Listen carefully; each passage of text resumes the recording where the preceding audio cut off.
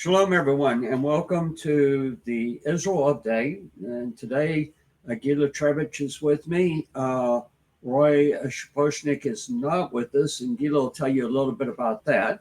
But if you don't know me, I'm with Hatikva Ministries. I've been to Israel over the last several decades, numbers and numbers of times. We've worked with the Army.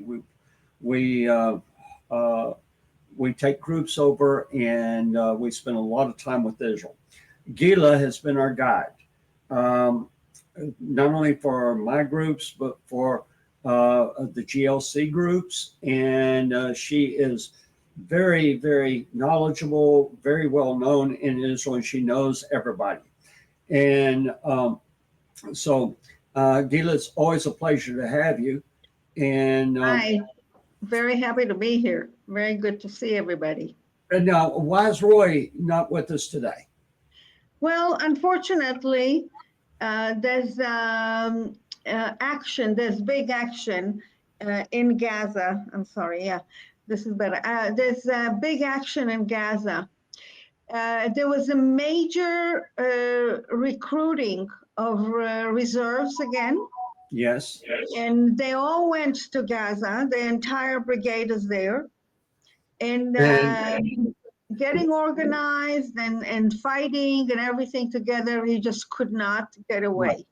Roy is the deputy brigade commander of this particular brigade. It's when the armored reservists of the reservists. Right, and of the brigade. A lot of people think the reserve is the sometimes army, but the reality is the reserve is the real army. And the regular army holds the line until the reserve can get into position. Right. The reservists are the older guys. They're not necessarily old. Some of them could be 23, 24, when they're just out of the regular service. If they're officers, they're 66, 26, 27. But they are much more experienced. They're much more cool because of that, because they've seen fighting, things are not new for them, and the units are mixed. You have the young soldiers, just imagine 18, 19-year-old guys. So having the older parents, so to speak, is very comforting, and it's very, very helpful for them, and it's very reassuring also. So Go ahead. Well, I was going to ask you about the fighting in Gaza. I think a lot of people think that, well, that's all dying down.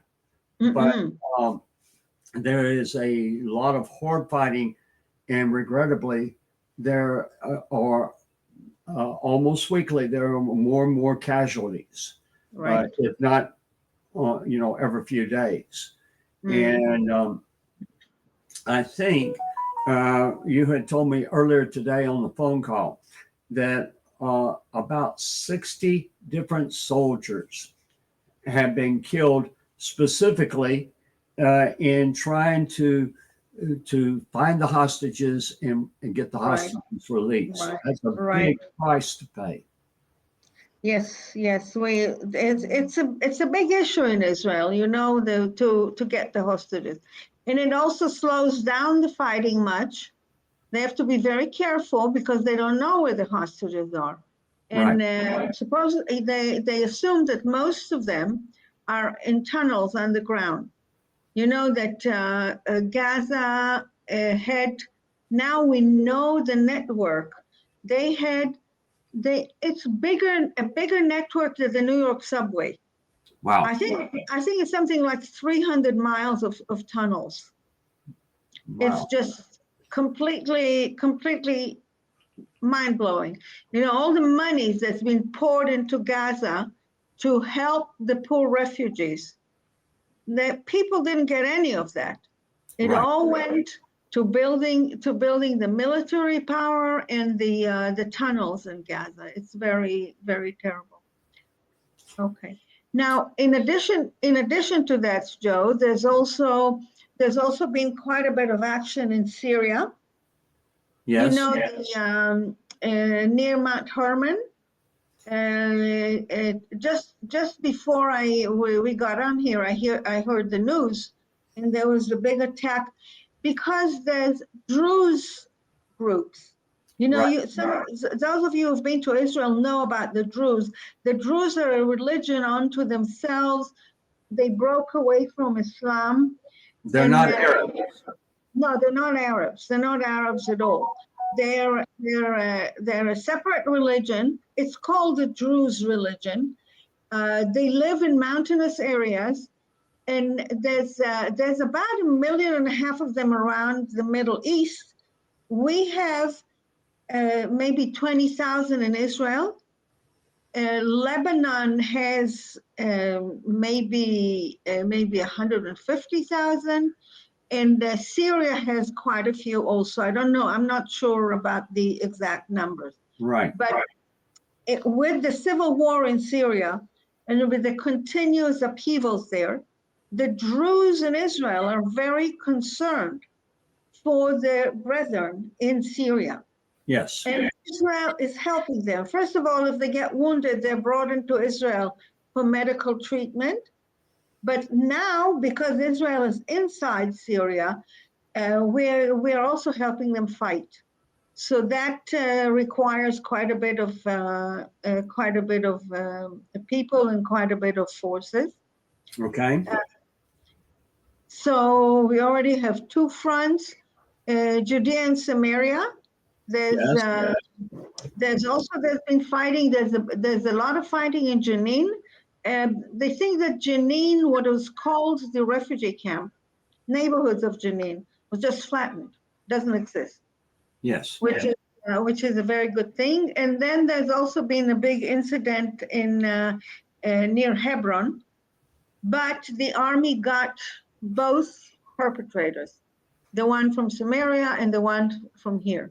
Good. And I don't know how many of you remember on October 7th, we've seen a lot of the pictures of the people that were kidnapped, hijacked from Gaza and became, of course, the hostages. There's one famous picture of an elderly woman. She was in her 70s. That one of the terrorists put on the back of his motorbike, his motorcycle. She was totally disoriented. She had no idea what was going on. They dragged her to Gaza, and she was released with the first group that was released. But her kidnapper was killed today. Oh, was he? Yeah. I don't know if you remember that, but that was a famous picture. It was Right. like so crazy that these heroes of terrorists go after women in their 70s. That's anyhow.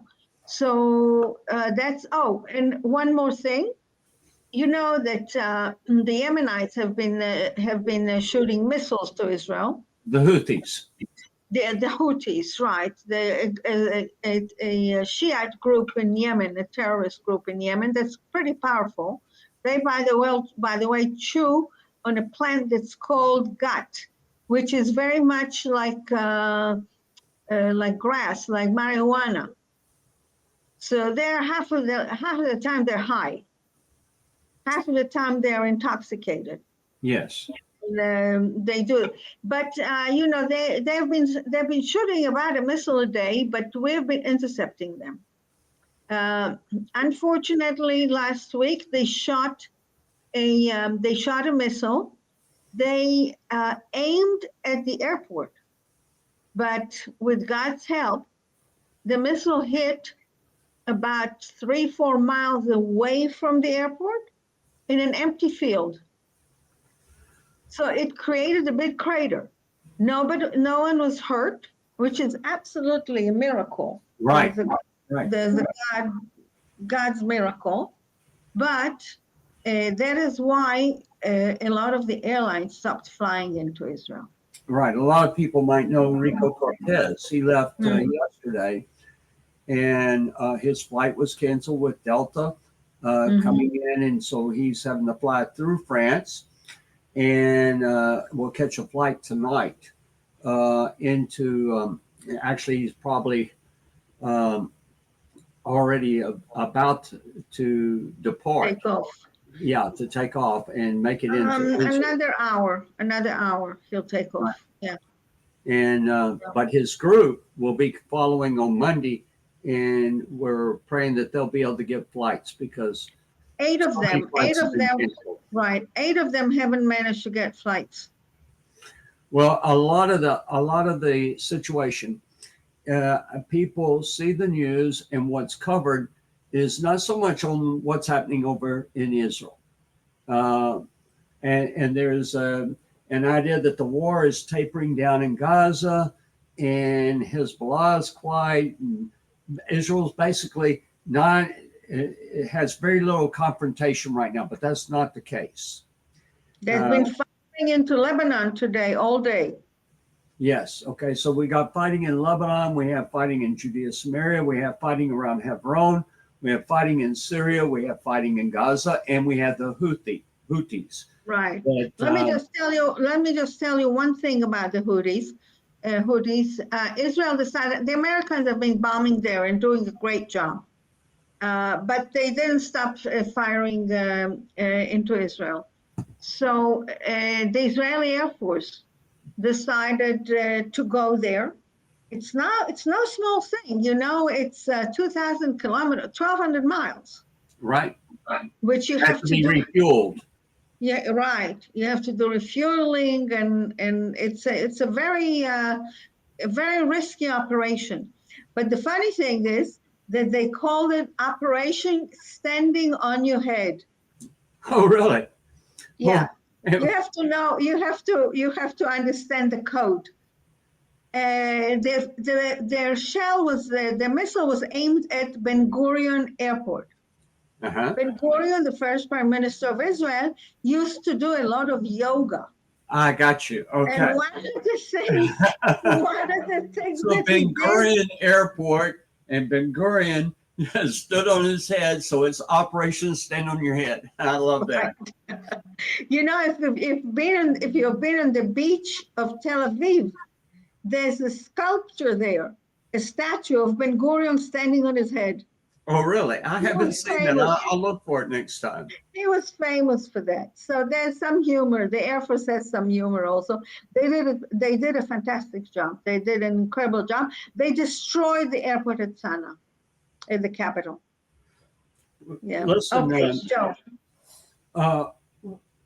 Gil and I and Roy and the soldiers, everybody, we want to thank you for your support, your financial support, your prayer support.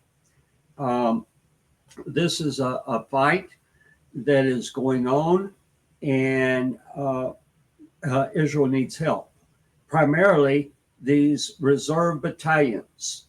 They need help because there's not enough equipment to supply the regular army and all of the reservists. And the casualties are mounting, the fighting is continuing, and we need people to support. If you can send any amount of a financial donation, and the more the better. But even if you only have a little, we don't want anybody to rob yourself in order to help.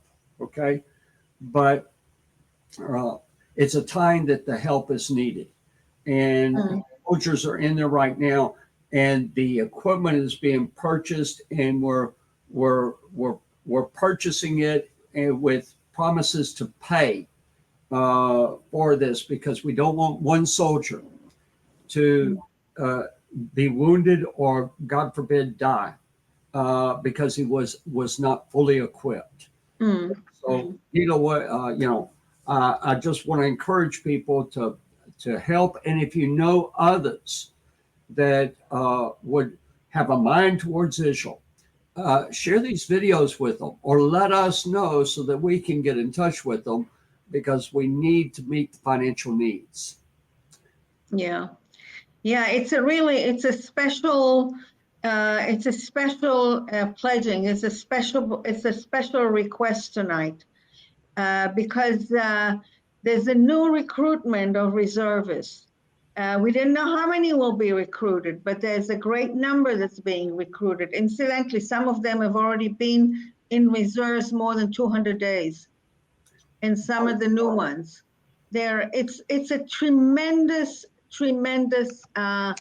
burden on families, on our economy. People volunteer to do all kinds of things with the families. We really take care.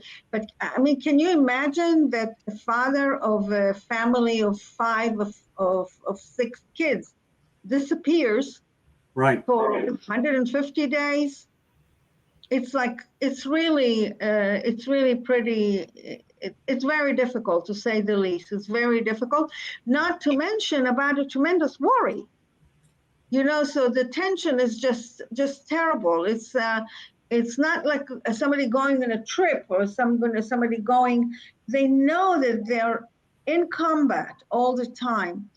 So it's really, we're really making a special request and a special plea. If you have it in your heart, if at all possible, we really need the help. Right. Because we put up our own personal money.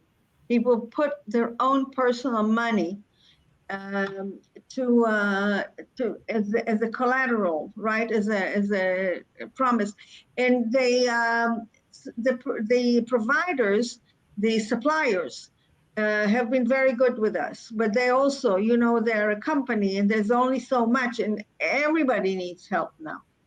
So Right. everybody's is stretched out very thin, and any help that you can provide, any help that you can do, we mostly appreciate your support. But if you could make the support tangible, it would really, really be extremely helpful, and it's extremely needed now. I know that the war is long, and I know that people were more, I mean, when it began, it seemed like a quick thing and people were very generous. People are always generous. But now we really need it again. It's almost like a second round, starting again.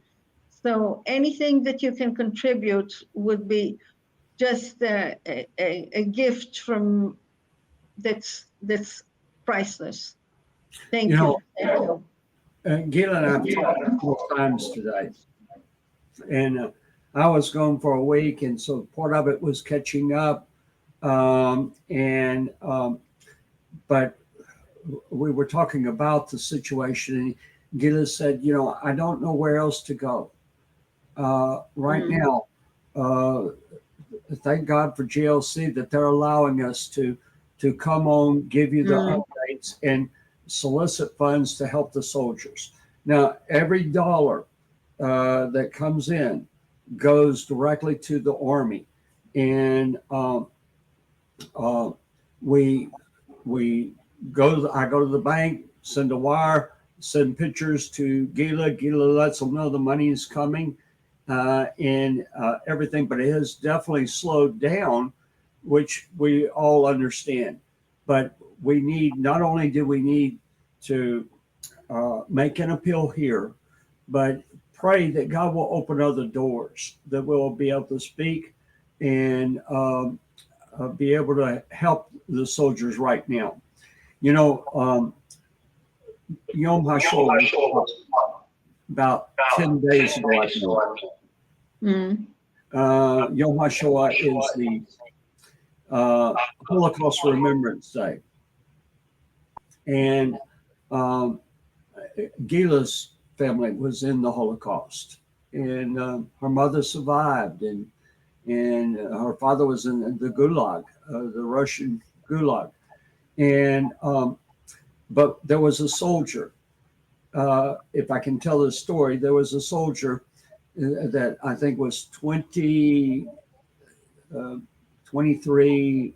not sure how old he was, you can correct me, Gila, but he was killed on Yom HaShoah.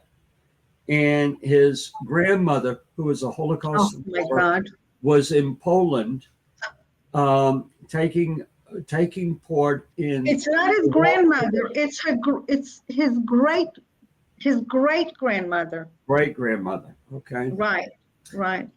And she was in the walk of the walk for the living. Those that survived. The march. Yeah. And when she heard the news that her great grandson had been killed that day, and you know that just rips your heart out. Yeah. Yeah. But there's so many stories. But we need the support and we need the help. Okay, Gila, I understand that there's supposed to be some talks between Syria and Israel. Is that correct? Right. Actually, President Trump said that he has an announcement that will shatter the world. You know, bless his heart, President Trump has been so wonderful to Israel. He's been unbelievably wonderful. He's so helpful and so supportive. But he comes up with these declarations. He's very theatrical. He's a media person. He is. So he said that he was going to make an announcement that will be just unbelievable.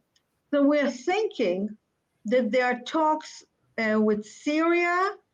We know that there are talks with Saudi Arabia. Maybe Lebanon. I don't know. Maybe Lebanon. He's going to Saudi Arabia, Arab Emirates, and Qatar. Qatar, yeah. Qatar is a problematic country. It's problematic all over the world because you know that it financed most of the American colleges that were teaching anti-Semitism and anti-Israel. And I don't know if you saw what happened in Columbia University this past couple of days. Yeah. I mean, the fact that there's so many supporters of Hamas, that's the doing of Qatar. Yes. But anyhow, that's but Qatar is like, it's a two-faced country because on the one hand it's helpful, on the one hand the biggest U.S. base is there. The biggest U.S. base is in Qatar. Yes. In what they used to call the Persian Gulf, now you call it the Arabian Gulf, right? That's also one of the revolutions. In fact, the Arabs all call it the Arab Gulf. They don't call it the Persian Gulf, but internationally it's known as the Persian Gulf. So I think that's also one of the announcements he's going to make. The change of name. Now, it's not just something semantic. You know, it's major because it's like it's a slap in the face of Iran, and it's a tremendous thing for the Arabs. They hate the fact that people call it the Persian Gulf. Right. So we'll see. That's also part of the changes that he's making here. But that's it. I mean, there's very serious fighting. There's heavy fighting on the one hand, and there's peace talks on the other. But I guess that's the way the world is. Well, a couple of things. You know, Trump had given an announcement right after coming into office about the idea of the Arabs being moved out of the Gaza being moved out, and everybody said it'll never happen. And yet, right as we're speaking, 50% of the people of Gaza are preparing to leave Gaza. They definitely want to. Yeah. And you know, the new tactic of it in Israel is they took Rafah and they created a security zone between the Egyptian border and the rest of Gaza. And now they did another strip like this about 10 miles further north. And there's a zone that's entirely controlled by Israel. Okay. It's pretty clear. On the roads, there's still incidents, but that's where the population is going to be moved after screening them very seriously, making sure there's no Hamas. And Yes. that's where the humanitarian aid is going to be distributed. It seems, by an American company. Directly to the people of Gaza. Right. Right. And making sure as best as possible that there's no Hamas people there. Right. So that, those type of things don't get said. Mm-hmm. And the fact that the idea of the kids on the college campuses is everyone that is in Gaza is wants Hamas and so forth. And they elected them. Yes, they did elect them. But the situation of what is being reported is sometimes very different from what's actually happening. Yeah. Next time we ask Rui to bring a map to show, or I'll bring a map to show you what's going on in Gaza. Yeah. Okay, the maps will help. Yes. Yeah. Okay. Now, you're all waiting. There's news that is supposed to come forth from Gaza sometime today, or maybe it'll be tomorrow, about that there was some serious fighting. And so I know everybody's on the edge of their seats in Israel, praying for everybody that's there. Gila, we're down to about a minute and a half. I'd like to once again ask people to pray about supporting, your church or whatever. Go to them and talk about, can we do something together? Right. And if you can let us know of any groups that we could approach and work, it would be helpful. We need to expand, like it says in the book of Isaiah, to expand the ropes to the tent, make the tent bigger. Mm-hmm. And so, Gila, we're down to the last minute. How would you like to close out? Well, thank you. The viewers are wonderful. Many of you I've met on different occasions and on the many trips. Thank you for everything.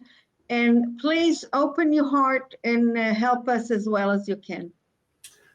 Thank you, and shalom. And we will plan on being back here next week. Shalom, shalom. Shalom.